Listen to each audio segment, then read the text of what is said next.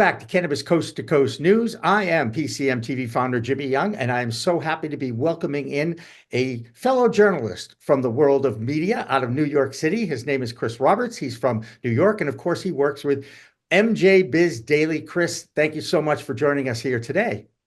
Jimmy, thank you for having me.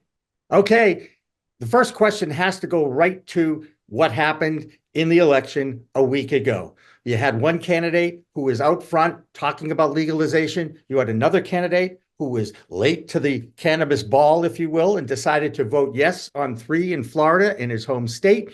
And then basically say, I think Florida's got it right. I think we should decriminalize. First time in history, we've actually had 2 presidential candidates talk openly about the fact that our federal laws just aren't right. How did you view the election, and how did you view the results of it, and where do you think we're going to go? And I know that's a big question, but Sure. maybe you could just narrow it down to this is what I think. Okay. Yeah, you got it. Well, I mean, and obviously a lot has happened since. A lot's happening right now in terms of who Donald Trump is going to appoint to lead key positions in his cabinet, Jimmy. But yeah, like you pointed out, it was an historic first where both major party presidential candidates, it wasn't, oh, one's against, one's for. We've had a lot of binaries in the past. What we had this time was who supports it the most. And yeah, like you pointed out, Donald Trump was the first person, actually, ironically enough, to come out and say unequivocally he was supporting a legalization initiative. There's an argument to be made. I made it recently that there might have been a little bit of stolen thunder, stolen smoke, if you prefer. Yes. The fact that Donald Trump was the first person to endorse a legalization initiative, as he did with Florida's Amendment 3 right around Labor Day. Now, Kamala Harris has been on cannabis' side for a long time, longer than Donald Trump. She was pretty cannabis friendly when she was DA in San Francisco. I think you do hear a lot of people to this day say, oh, well, she put black men in jail and stuff like this. And I think if you look at the record, not only is it a little bit more nuanced, doesn't really support that theory, but that's another story. I think it was 40. I think it was 48. Was that the number that she actually put away? Because I remember this whole thing happening. I think like if marijuana related convictions, I don't have the number in front of me. I think it was like 1,800, but still, like that's any kind of marijuana offense. That's trafficking, that's cultivation, that's everything. And if you actually even if you talk to the public defender, they'll say, no, actually, they were okay on cannabis. A lot of those charges had other things with it. Like if I had like a gun in my car and I was going 100 miles an hour down the Golden Gate Bridge, and also I had a joint in my ashtray, that would end up on the rap sheet as a marijuana offense. Right. So that's, sort of a separate story. But maybe this is actually important. Like, I think Kamala Harris had detractors in the marijuana industry that were kind of obsessed with that, with her record as a prosecutor. And when, as they say in politics, when you're explaining, you're losing. So anyway, but when you ask me, I guess the big question is, was this election good for cannabis? And I think the answer is kind of yes and no. Yeah, like you had 2 presidential candidates who were both on board with legalization in various ways. Trump said something first.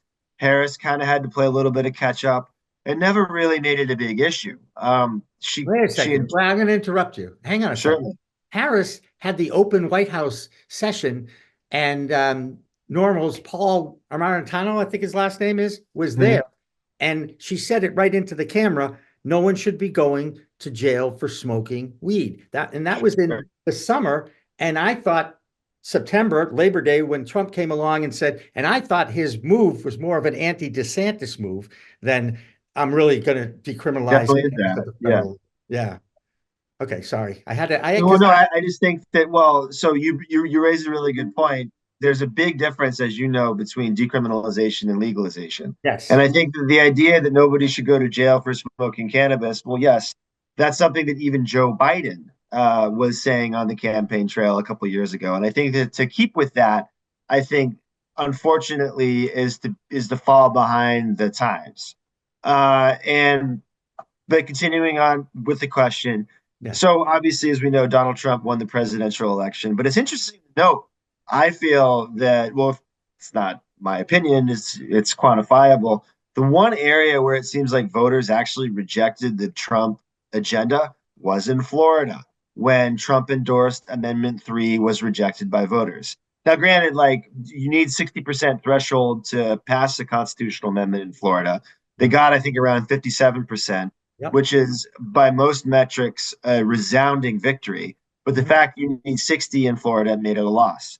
And notably, Trump's attorney general pick, Matt Gaetz. There's a lot you could say about Matt Gaetz. Some of it might get me sued, but Yeah.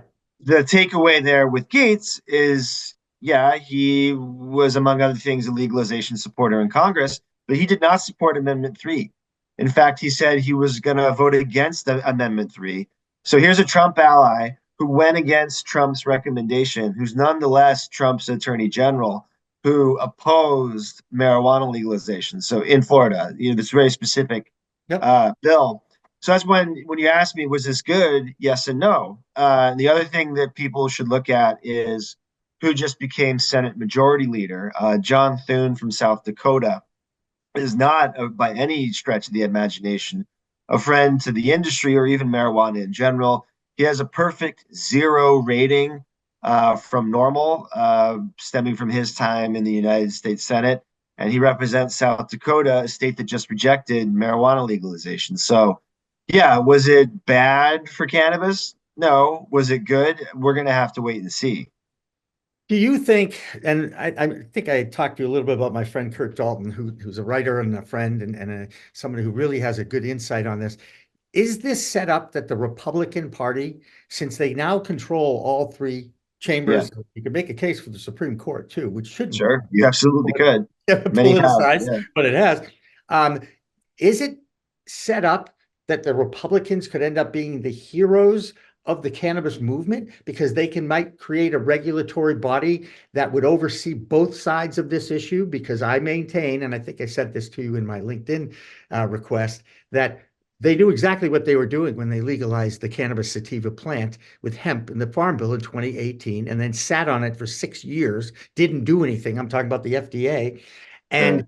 and and the idea that I'm thinking is they had to know this would end up creating a hemp versus a marijuana riff, and they would put 2 sides of the plant using the same plant, Yeah.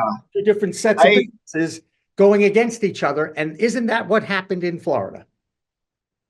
It DeSantis. is absolutely true that there's about, I think, 10,000 businesses registered to sell hemp products in the state of Florida. Yep.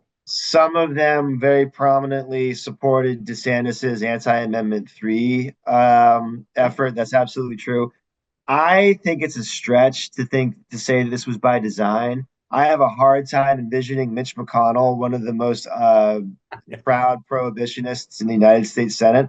I have Yep. a really hard time imagining Mitch McConnell when he signed the Farm Bill saying, this is going to put Delta 8 THC products in all the gas stations across America. Like, I don't think that was Mitch McConnell's idea. I don't think that was, thank you. I don't think that was the Republican caucus's idea. And I think that you can see that that proof is in later pudding, such as Mitch McConnell opposing safe banking, the Republican caucus opposing, coming out and saying rescheduling is bad. The list of Republican senators that wrote letters to the Biden administration, to DEA Administrator Ann Milgram saying, don't do rescheduling, I think does kind of belie any belief that they were behind this all along. No, I think the explosion in novel cannabis. I mean, look, like marijuana people out there, cannabis people out there watching this, raise your hand if you knew what Delta 8 THC was in 2018. I don't think you did. The people who were honest, Yeah. I think very few people are raising their hands. Correct. Did you know what Delta 10 THC was? I think that there's a couple chemists out there who knew about, adding or subtracting carbon bonds. But yeah, no, I think the idea that the Republicans were, and by the way, like, there's a lot of other things in the Farm Bill too. Like, do not be fooled to think that the Farm Bill just did this. I mean, the Farm Bill is one of the biggest pieces of legislation that Congress does. I mean, it does food stamps, it does corn subsidies, it does a lot of different stuff. And the idea that the Farm Bill deliberately ushered in an intoxicating hemp market, yeah, I don't know about that. And you just have to look at what states are doing too. Like, Democratic led, Republican led, a lot of states are cracking down on this because rightly so. I think there are some. It's also hard to argue that there aren't some bad actors out there that are using packaging that's appealing to children, Right, that aren't age gating, that aren't testing the product. I mean, there are good actors too, right. but yeah, I think there's a lot out there that needs to be sorted out. So One, your like original question though, I think was, yeah, was it a deliberate move for there to create like a hemp thing and a cannabis thing and pit them against each other? I don't know, but if you wanted to find a method to lock up reform, to get everyone in Capitol Hill, to usher you out of your office, you couldn't have done a better job than by creating the confusion and the right, dissent that we have right now. exactly, And exactly. that's not very pro reform, unfortunately. No, but I remember going to a lunch right after the Farm Bill in 2018 with a bunch of attorneys. And Uh-huh. of course said, oh, they just legalized the plant. And the attorneys looked at me and go, oh, no, they didn't. And I was Yeah. like, oh, yes, they did. So I mean, even that, and again, I did not know.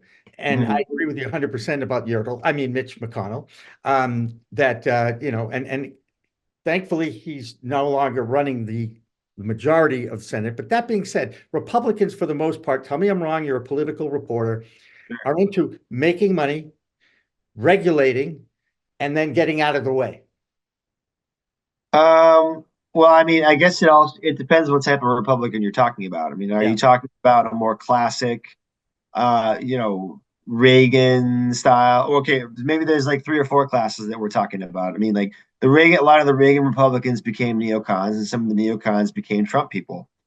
Hmm. But are you talking about? I mean, I think we saw this just in the vote for majority leader.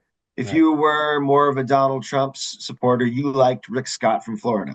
There's Right. lots of reasons why you might have liked Rick Scott from Florida. Hmm. But if you were maybe more of a older line McConnell type person, you like John Thune from South Dakota. And Yep. yeah, they like making money, but they like morals too. And just because you're in business doesn't mean they're necessarily going to like your business. I, I think that there's a culture war component to things, but also I really think that for most people, marijuana is just really cannabis is really just not on your radar. I mean, like you're thinking about Chinese tariffs, you're thinking about right. the culture war fronts, trans people, you're thinking about them, whether or not people who come to this country to work hard and get a job are eating their pets or not. Yeah, when you have all this noise, unfortunately, cannabis is just you really have to like dig hard to find anything Right. cannabis related. Right. You're right. You're 100% right. And it's one of the reasons why when Morgan Fox and I talked last week, Yeah, and Morgan, everybody knows Morgan, sure. that he talked about the most important thing isn't necessarily getting to the finish line, but creating priorities now, Yeah, making cannabis more of a priority than it's been, because you have more of a consensus now than ever before, and how you might be able to not manipulate so much, but to galvanize that group to find whether you start with the banking alone, which, by the way, I've been victimized by that. So I want, really. Okay. oh my God, let's not go there. But the point is, you need to make it a little bit kinder to the industry, because the industry is not thriving. They're barely surviving. And if That's you right. really do support business, you've got built $2 billion businesses on both sides of the plant now. Sure. Two, right? Yeah. You've got to figure out a way to regulate it so that they can still do business. And I know the whole moral thing and everything, but you know what? It's a plant. It's a plant. It's a plant. I keep going back to that. I interviewed Rasta in Jamaica in 2019, and that's all he Uh-huh. said to me is, it's about the plant. It's always about the plant. And and then humans get involved and decide, how am I going to make money on this plant, or how am I going to change the world with this plant? And is there a common ground in there? And can we explain that to our elected officials, which has been the biggest challenge, I think. Right. And I think that if you start with it's just the plant thing, unfortunately, I think a lot of people in DC are just going to get bored. I mean, Oh, God, yeah, the I understand just, that. Yeah. just being realistic, I think like a lot of lawmakers are going to want to know, okay, how's this going to help me? How are you going to help me? How's the And hemp industry going to help me? How is the cannabis industry going to help me? You know, in the case of Ron DeSantis in Florida, he did, I think he surprised a lot of people when he vetoed the hemp regulatory bill that would have severely restricted the hemp derived intoxicating cannabinoid is a phrase I've had to type about 1,500 times in the past year. Yeah, I think he surprised a lot of people when he vetoed that bill because it definitely cut across the grain of a lot of like state governments and like Republican or Democrat. There's a strong impetus to pump the brakes on the hemp derived cannabinoid market. I mean, it's not the one thing that really put the fear in the hemp industry, but the Miller Amendment to the Farm Bill last summer yep. came from a Republican from Indiana Hmm. that would have just said, you know what? No, like the purpose of the Farm Bill was not to allow you to extract enough Delta 9 THC so that you could, stun a yak, nor was it for you to play games with the bill and say, well, tetrahydrocannabinolic acid. Oh, that's not THC. And that's how you're able to sell what you, me, and anyone would consider to be weed by the mails. Like that wasn't the purpose of the Farm Bill either. Yep. So yeah, I mean, to your original question, aren't Republicans about, and most Americans really, just about like making money in business and stuff? Well, yeah, okay, but there's other factors involved too. Yeah, and I totally understand all that. Human element being what it is, everybody's looking to get something out of this industry somehow, some way. It's Sure. a big enough pie, though. And the question I have, obviously, is can we come up with a fair, regulatory, safe way to nurture the industry that is still a Yeah. fledgling market? And here's the thing. Everybody's focused on THC percentage. Even the regular consumer that goes into a dispensary looks Yep. at the menu and they make their decisions based on that, thinking Yep. that that particular product is going to get them as high as they possibly can. That's what they Yep. want. Yep. It doesn't work like the plant does not work like that. Talk to any scientist, researcher, or Right. botanist. They'll tell you how the plant works and how they all work together. The minor cannabinoids work with THC, and everybody it impacts. Sure. And there's so much knowledge that they still don't have, and yet they Right. have enough to explain that to our elected officials. And I think it's interesting. You already came up with the point that our politicians are only concerned about keeping their seat and not representing their people. And that's what bothers me the most about where we're at politically right now. Yeah, I mean, look, like, is the most important part of being a politician winning elections, or is it getting, stuff done? But it's like sort of a chicken and the egg conundrum. Like you got to win the election before you can get anything done. So Yeah. it's like that. It's like that Robert Redford movie, like The Candidate. There's like that last scene when he finally realized that he's won, but he's become a completely different person from the guy that entered the campaign trail. Right. Maybe I'm dating myself, even though that film came out before I was born. But I was going Please. to say that I the want answer to to your date. question, Jimmy, like, can we come up with a framework? Absolutely. Yeah. Is it going to get through Congress? That's an interesting question. I do Right. think people much smarter than me have said that the wisest thing to do is to have a national framework for cannabinoids, whether they come from, because as you know, the distinction between hemp and marijuana is not a botanical one, it's a legal one. Mhm. The threshold that, okay, anything with 0.3% or less is hemp, anything with more is marijuana. That's an arbitrary distinction. People have been talking about changing it for a while. Probably 1%, probably realistically 3 or 5 is probably okay too. Yeah, is that as well going to be something that Congress is going to have the appetite or the time to deal with when there's going to be talks about mass deportation, when there's going to be talks about, I mean, some restrictions, some like, weirdo fixation with like people's gender. I mean, there's Yep. going to be a long, long list of things that Congress is going to want to deal with. And like further complicating the matter, I think there's a lot of interest in the marijuana in the cannabis industry that obviously have set up, they've made investments, they did a business plan based on the idea that there's individual state markets firewalled off from one another. Yep. I think that people are going to be very surprised, depending on what the national model is. You're going to have some strong voices within the cannabis industry, within the marijuana, within the legalization movement, say, "Oh no, actually, we don't like that. Let's like pump the brakes on that a little bit." And then the other thing, I was in a phone call for an hour this morning with someone from California.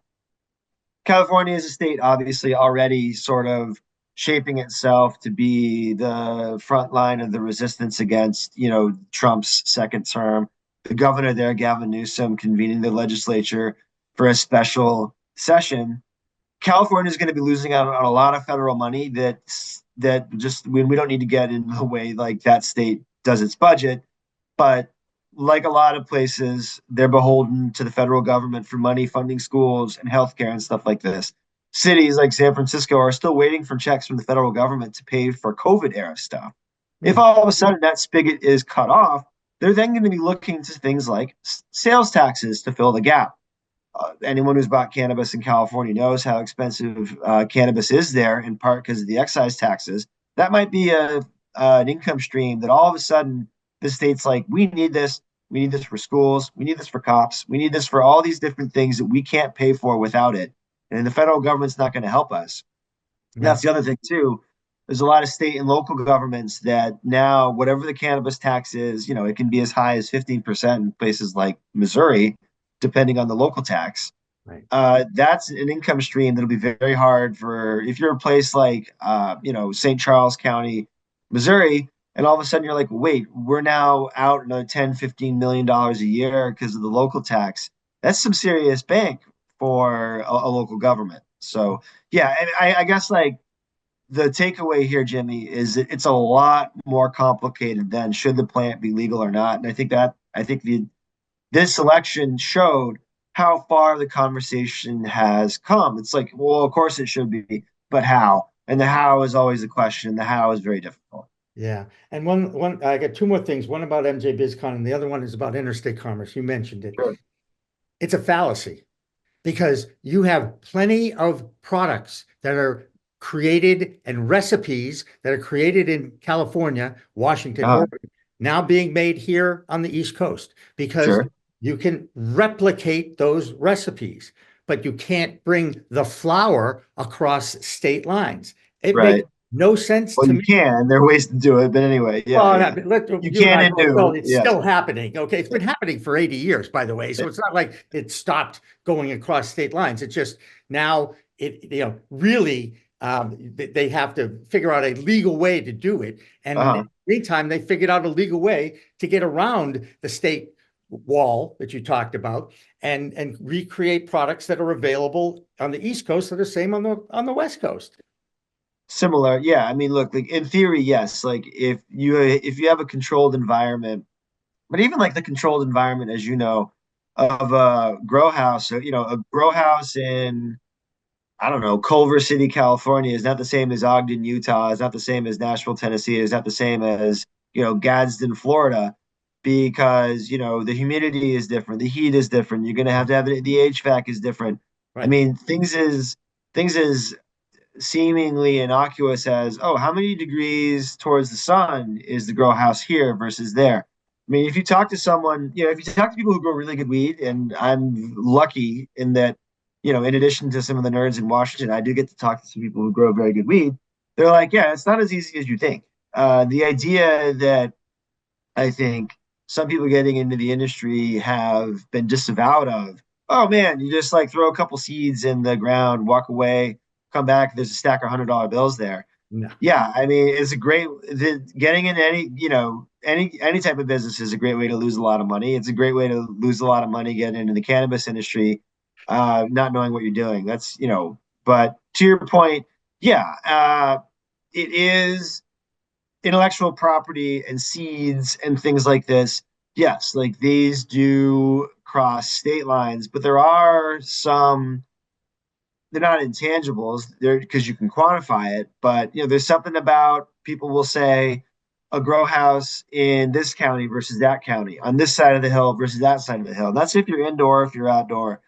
I think like if you're doing stuff like extractions, it's a little bit different, but that sort of gets away from your, the it's a plant theory as well. Right.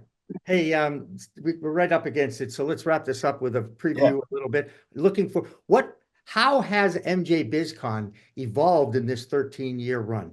Is it like it's a can't miss opportunity to be around like-minded people in business? Yeah. And it's a showcase for the industry. And it's in a lot of ways, I consider it to be a religious experience going to Las Vegas. Yeah, you wouldn't be the first person to call Las Vegas church, although maybe That's right. Well, there you go. There you go. Well, so I've been with the company 2 years, but I have been going as representing other interests. I think my first MJBiz Con was 2017. I think that sounds about right. And yeah, I mean, it's still the biggest name in the game. And I think that even as some of these legacy legal markets have had struggles, people from all those markets still go there. It's Right. still where everyone meets each other. And now I think that as you mentioned earlier, I live in New York now. You have people coming from New York, you have people coming from Puerto Rico, you have people coming from literally all over the world and all over the US, and more so than ever before, as the more and more states do go legal. This year we saw medical cannabis win big in Nebraska. We didn't get to it earlier, but that 70% of voters in a red state said yes, medical cannabis is the right fit for us. Right. There's a court challenge there. We don't yet know if that's actually going to count, but we know from the votes that medical marijuana was a really big win in Nebraska.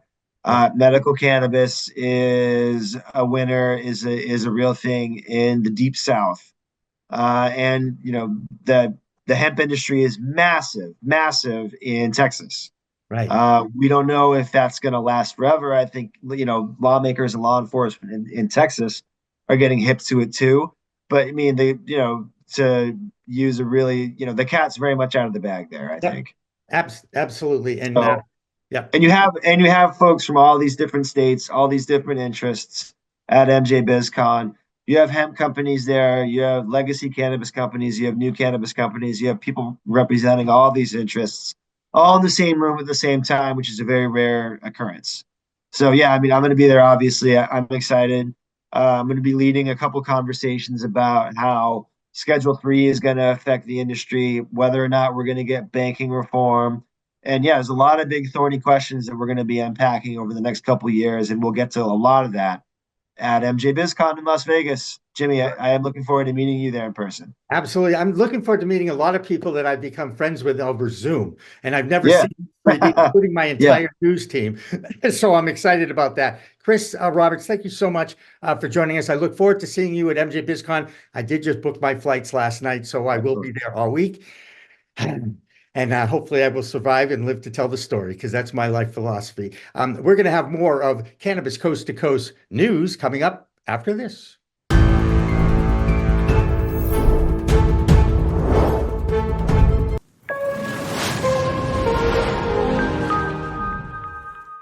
I think I messed up. Did you know there's a place that covers all the cannabis news you need? Welcome to Pro Cannabis Media, your go-to for all things cannabis. PCM is the CNBC of weed, bringing you the latest news and talk shows with a twist.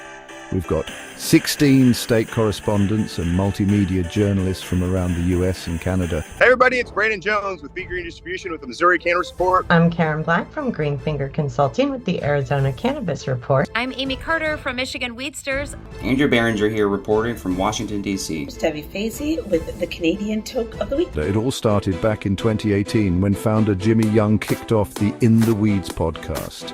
His mission? Documenting the fight to end cannabis prohibition. Fast forward to today and we've got Cannabis Coast to Coast with Elena Pinto, delivering the nation's only TV-style cannabis news show. Hi everyone, welcome to another edition of Cannabis Coast to Coast, PCMTV's weekly roundup of industry news from California to New York. I'm Elena Pinto. As of August 2024, PCM has racked up over 1.2 million views and 14.5 million impressions on our YouTube channel. With 15,000 subscribers and growing, our reach is spreading like wildfire. PCM's website, YouTube, Rumble, Discord, Roku, Twitch, Spotify, iHeartRadio, Apple Podcasts, and even our very own PCMTV app. Get your cannabis news fix with Pro Cannabis Media. We're here to keep you informed and entertained. Stay tuned and stay lifted.